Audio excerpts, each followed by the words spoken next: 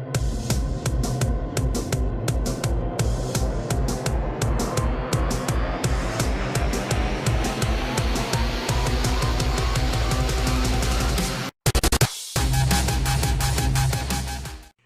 back to the Lars Larson Show. It's a Tuesday. It's the Radio Northwest Network, and you're listening to the Lars Larson Show. I want to bring some new information to a story that even, sometime after it originally happened is still a bit of a mystery. Let me remind you of what happened, and then I want to talk to my friend Andy Ngo, who's a conservative journalist who's actually literally put his life on the line out there because he's been beaten badly as he tries to do some of the news coverage that he's done. And one of the groups he is most familiar with are the people who put the beat down on him, and that is Antifa. And those people have not yet been brought to justice. So, Andy, welcome to the program. And you must feel at least some kinship with Sean Kelleher, the 23-year-old man who was hit by an SUV, killed by blunt force trauma. And yet we haven't found any bad guys in that situation either. We haven't figured out what's exactly happened. Welcome back, by the way. Thank you for having me on. Yeah, I do feel sympathy for him. I think he's another casualty of this extremist ideology. Sean Kelleher, I had crossed paths with him several times, and he is now the second person who is or was connected to Antifa who has died. The first one being the Tacoma ICE bomber, who I also had met in Seattle last year. And Sean was killed in mysterious circumstances a week and a half ago. And the whole situation is just becoming more and more curious. His mother has come out to demand that nobody speak to the media about what's going on. So it's keeping us in the dark. Antifa associated accounts are telling people to delete their communications with Sean. Sean was very active in the Antifa community. He was, I had seen him involved in violence before, and with information we know is that there was gunfire involved outside of the Democrat headquarters, and a car that hit him, and a car that was abandoned there. And a witness who spoke to media says he saw a group of people running away after this happened. So far, nobody's is speaking up to police or the media about what they know. And I'm continuing to cover this because I think, regardless of Sean's violent actions when he was alive and his connections to a violent extremist group, he deserves justice. And if we just remain silent, this will get forgotten, because Antifa is very, very good at keeping the communications always on encrypted channels and then deleting it. So, I mean, Andy, that's the reason I laid it out that way. I don't have to agree with Sean Kelleher on his policies and his politics. In fact, I disagree with Antifa, and I think they're a domestic terrorist group. On the other hand, I would never think that anybody, because of their political activities, should end up dead. And what seems really strange about this whole thing is that if the people in his group, this Antifa group, are saying destroy all your communications, wipe out any text messages, emails, other communications you had with him, and they're not out raising a hue and cry saying, hey, one of our members got killed by somebody in a car. Someone was driving that car. The car hit him either deliberately or accidentally, and somebody fired shots at the car because the car has bullet holes in it. The car crashes into a building, and then the driver, whoever was operating it, runs away.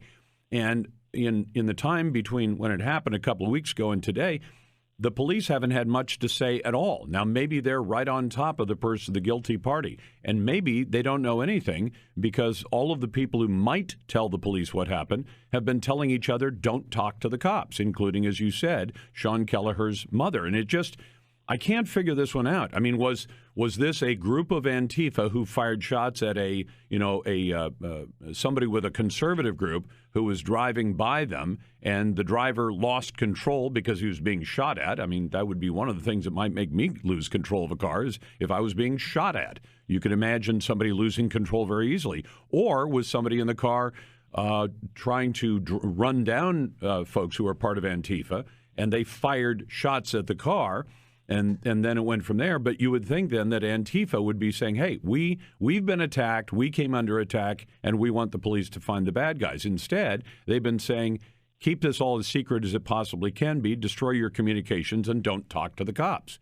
Well, that makes me suspect that maybe Antifa was part of this. Maybe they were firing shots at a vehicle, and the vehicle went out of control and killed one of their members. And if that's the case, if they were in the middle of committing a crime and someone got killed, then that's felony murder in the state. If you go out and engage in illegal activities, and during those illegal activities, even a member of your own group gets killed, that's felony murder. And I guess the bury all the evidence instruction from Antifa members to each other on social media makes me suspect that may be where this is headed. I do think that speculation is at least based on some of the evidence that we have. I think it's fair. Antifa, as you know, refused to cooperate with police generally. However, when it can be used to prosecute their ideological enemies, they will cooperate, as in the case with some of the people who have spoken to the officers in relation to the May Day riot that happened outside Cider Riot. So I do find it very curious in this case that Antifa groups like Rose City Antifa and others were very quick to come out and say that this was not involved with Sean's death, was not related to anti-fascist activity. So they likely know who was involved, all the people involved, and they're afraid of their criminal conspiracy being unraveled through a police investigation. One other thing I want to say is that it's been reported in the media, several places, that Sean Kelleher had left the Cider Riot pub before he was killed. Now, Cider Riot is a Antifa pub. I feel comfortable in saying that based on the statements that have been put out by the business and the events that they organize there. And I'm not sure if the police are aware of this, but that building has security footage outside. So hopefully that security CCTV footage of Sean leaving and anything that happened in or around there was turned over to the police. Now, do you know whether it has been or not? I'm talking to the conservative journalist Andy Ngo, because you would think if he was leaving with a group of people, you'd want to know who were those people that were leaving the bar, the Cider Riot pub, with him, so that the police could go talk to them and say, were you with him when this car hit him? And if so, can you provide us with a description? But as you said, Cider Riot has identified itself as an Antifa hangout. So does the footage still exist? And if they have it, what have they done with it? And why is it that there seems to be a cone of silence around this whole investigation, where it should be fairly simple? Identify the witnesses, figure out who was driving the car, who owned the car, and who may have stolen it or who may have been driving it, and then go talk to those people and say to them, what happened to this young man? Why did he end up dead? And is somebody criminally culpable for that death? Just silence right now, kind of like your case, where you're beaten in broad daylight on a downtown street just a few blocks from the police headquarters, and months go by and they don't bring any charges against the people who did it to you. Yeah, one more thing that needs to be mentioned that hasn't really gotten much media attention is that Sean's comrades did a memorial for him by vandalizing the Democratic headquarters. And the messages that were sprayed on there were really disturbing, calling for people to kill police. And this was left up there for days and days. And the executive director of the Oregon Democrats came out in support of Antifa, and said that described the vandalism as just paint, and this is part of their mourning, and they wanted to be supportive of that. I think that's really disturbing. Part of the mourning process that the Democrat Party supports is to call for the murder of police officers. That's a strange way to mourn. Yes. Especially since the police aren't implicated in any of this. Correct. Yeah. So, again, regardless of Sean's past actions, and he's threatened me before for recording his comrades back when I was just a student journalist. So, like that's the other thing too. The media coverage has sort of lionized him as this progressive hero. But there's this other side of him that needs to be put out as well. Is like he was a violent extremist and was involved in a violent extremist movement.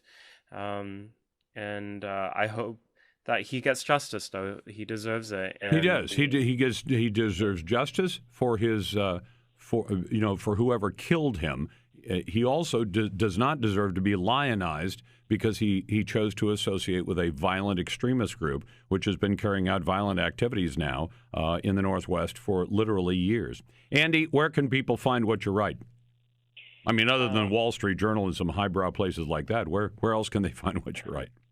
I'm now editor-at-large at the Post Millennial, so please check out that news site. Also, I'm on Twitter at Mr. Andy Ngo. Very good. Andy, it's a pleasure. Thanks so much.